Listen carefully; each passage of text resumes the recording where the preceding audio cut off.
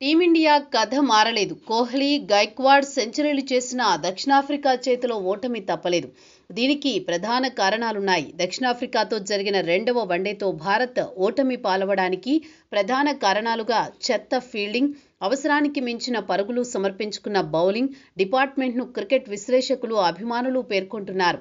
భారత జట్టు ఓటమికి ఫీల్డింగ్లో చేసిన తప్పిదాలే భారీ మూల్యం చెల్లించేలా చేశాయి. ముఖ్యంగా కీలక బ్యాట్స్మెన్ ఎయిడెన్ మార్క్రమ్ క్యాచ్ను యశస్వి జైస్వాల్ నేలపాలు చేయడం మ్యాచ్ను మలుపు తిప్పింది. ఆ తర్వాత మార్క్రమ్ వెనుదిరిగి చూడలేదు. దొరికిన అవకాశాన్ని సద్వినియోగం చేసుకుని సెంచరీతో చెలరేగి సౌత్ ఆఫ్రికా భారీ స్కోరు సాధించడానికి మార్గం సుగమం చేశాడు. ఇలాంటి కీలక సమయాల్లో క్యాచ్లు వదిలేస్తే ప్రత్యర్థికి అదనపు బలం చేకూరుతుందని, దీని ప్రభావం ఫలితంపై ఉంటుందని నిరూపితమైంది.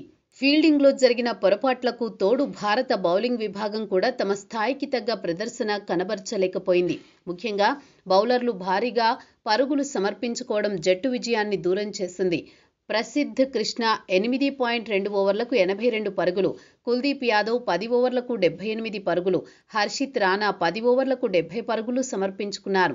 ఒకే మ్యాచ్లో ముగ్గురు కీలక బౌలర్లు కలిపి దాదాపు 230 పరుగులు ఇవ్వడం అనేది జట్టుకి ప్రమాదం. కీలకమైన వన్డే మ్యాచ్లో ఇంతటి ఖరీదైన బౌలింగ్ ప్రదర్శన జట్టును ఓటమి అంచుకు నెట్టింది. భారత జట్టు ప్రదర్శనపై క్రికెట్ అభిమానులు తీవ్ర అసంతృప్తి వ్యక్తం చేస్తున్నారు.